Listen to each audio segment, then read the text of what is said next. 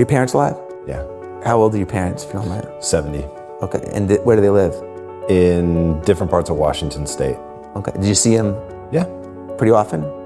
Once to 3 times a year. Okay, so let's say they live to be 78, which is I hope they don't, but let's say that they live to the average age. So you see them you said once to 3 times? Yeah. Okay, no you don't. It means you're gonna see them 16, if you see them twice a year, you're gonna see them 16 more times. When you look at it that way, you're like, what? You don't have 8 years with them, you have 16 times with them. And that's the shift in my life. And that's the way I look at things. That's a fundamental shift in the way that I looked at situations 6 months ago. And it's created urgency, it's created a need to just like not put stuff off and to recognize like what's on your list of things that you want to do. So how is turning 50 affecting the way that you think? I'm super curious. It's just realizing that like it went so fast and realizing that there's so much that I want to do and being aware that your 70s are a different decade than your 40s and 50s. Then you have 20 years left. And when you put it in perspective of how many weekends there are, you know, there's only 52 weekends, and you start to look at it like that, you're like, I'm gonna be 80 in 30 years. It's scary. You know, I got kids. It's scary because there's a lot I want to do. I feel like I haven't done anything compared to what I want to do and the opportunities. So, you know, it just, how do you manage your time? I never thought like that. I thought I'm going to live forever. And I'm bulletproof and all that stuff, and I'm not. And when you turn 50, shit happens. Friends get sick, you know. Take advantage of the opportunity that you have at this age and the people that you know to create amazing, to build your life resume. It's what I talk about all the time. It's like you have the work resume, so what? That means nothing if you're not building up your life resume. Yeah. There's only 2 kinds of moments, man. Like the moments that happen. 9/11, you knew exactly where you would never forget that, but you didn't control that. It just happened. There are moments like that where you have no control over that you just remember because they're so vivid. Right. And then you have the moments that you have control over, that you circle, that you create, that you put in a position to happen. And that's, kind of how you build this life resume. And that's what that's what I hope my kids do. I hope they have a life filled with memories.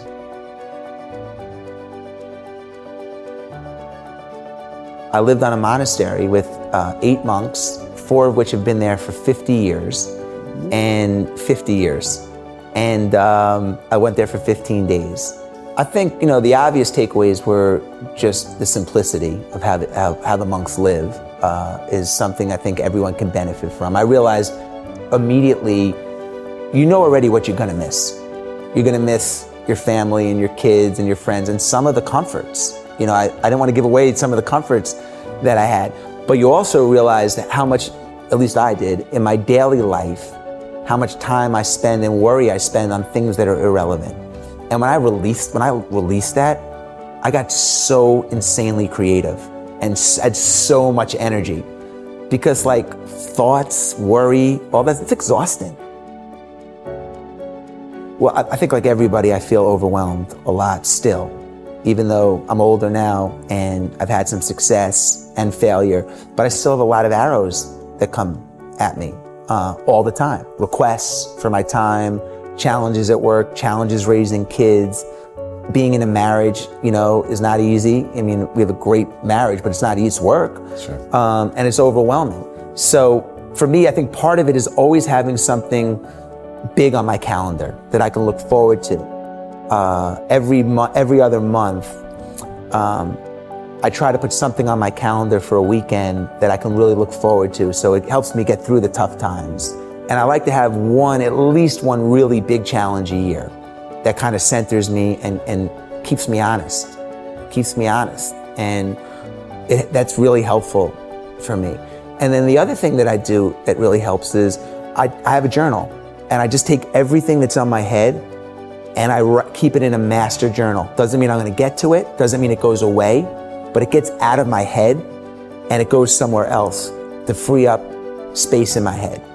And then I'll just work it off, or I'll prioritize it from the master list. But just the act of taking all the stuff that's in your head, putting it on paper in one place where it lives is like really freeing and energizing.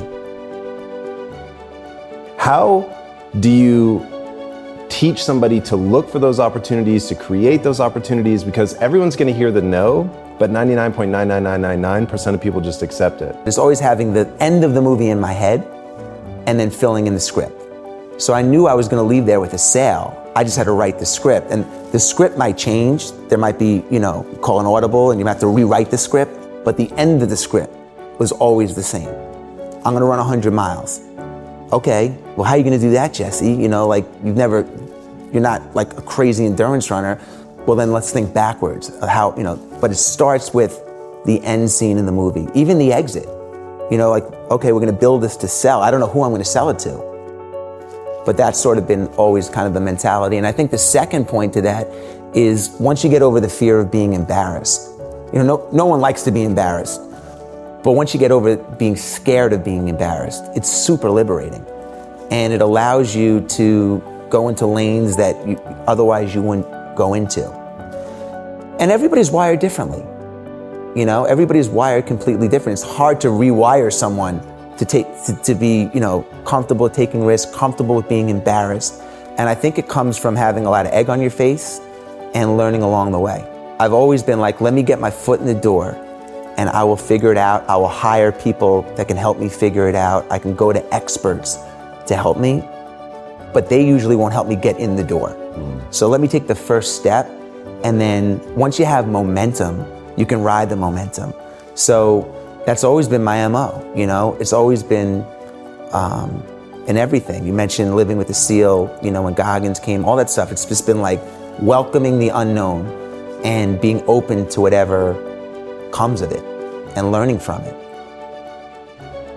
Well, networking's been a big part of my life forever. When I was 24 years old, I wrote 10 letters a day, thank you notes, to anyone that came into my life that impacted me. And it could be, even if I didn't know you, but I saw your show and I was like, you know what, Tom, you've had some amazing guests I've really benefited from. I would just write you a handwritten note because, one, the handwritten note shows intent. You have to buy the envelope, buy the stationery, write the letter, lick the envelope, get the stamp, put it in the mail. That's a lot different than hitting send. It's also memorable. How many handwritten letters have you gotten this year? So I literally wrote 3,000 letters in 1 year. And it could be to a doorman, cab driver, it could be anyone. I would just get their card and I would thank them. That was my form of networking. Even to this day, I have a hot 50 list of 50 people that can help me, that I want to stay in touch with, that I make sure every quarter or so, I send them a note and they always comment on it. Like, thank you so much. And it's authentic. I'm not just writing it to write it. I mean, they have to really have had an impact on me, and it's a meaningful note. It makes me feel great, and it makes the recipient feel attached to me in a different way. At an early age, I understood the importance of that. The people that you meet in your 20s rise up in their 30s and are in great positions of power in their 40s. You don't know when you're in your 20s who's gonna make it and who's not. So, you treat everybody properly and respectfully, and you stay in touch. And very often those relationships merge their heads years later, decades later. Pretty much all of us, myself included, we live in a world of routine. Routines are comfortable, but routines can be a rut. And when you're in a routine, the clock goes fast. It goes fast. I was 35 yesterday. Wow. When you're in a routine, get up, get the kids ready, take them to carpool, go work, come out, boom, day over, next day. It's like, and then if you don't get out of the routine and take advantage of those 5 weekends a year, creating whatever, you wake up and you're 60 and 70 or 50 or 40 or whatever, and you're like, man, my knee's messed up. I always wanted to do that, but now I can't do that. Man, you just don't know. I just said to my wife as I turned 50, let's have I want to have a big celebration. This is a monumental birthday, and it's really affecting me, how I think. It's like, I didn't think it would, but turning 50 is having a big impact on me. And I said, when I was 25, I had a big party in New York City where I was living, and I want to kind of replicate that. And she said, wow, honey, think about all the things that you've accomplished in the last 25 years. And I'm like, I appreciate it, but compared to, I haven't done anything. compared to the potential and what I want to do, you know? And she said, well, then think about the things that you love to do over the last 25 years. What are the things that you've loved to do? And who have you loved to do them with? And for me, it's been the races, the travel, the this and the that. She said, well, look, put as much of that on your plate as you can with the people that you love to do it with in the next 25 years of your life. And that's sort of my mission statement. We invest so much time in our work resume, which is important. But I think it's equally, if not more important, to build your life resume, because that's really an indication of who you are and what you're becoming. And that's really a true look into your true body of work.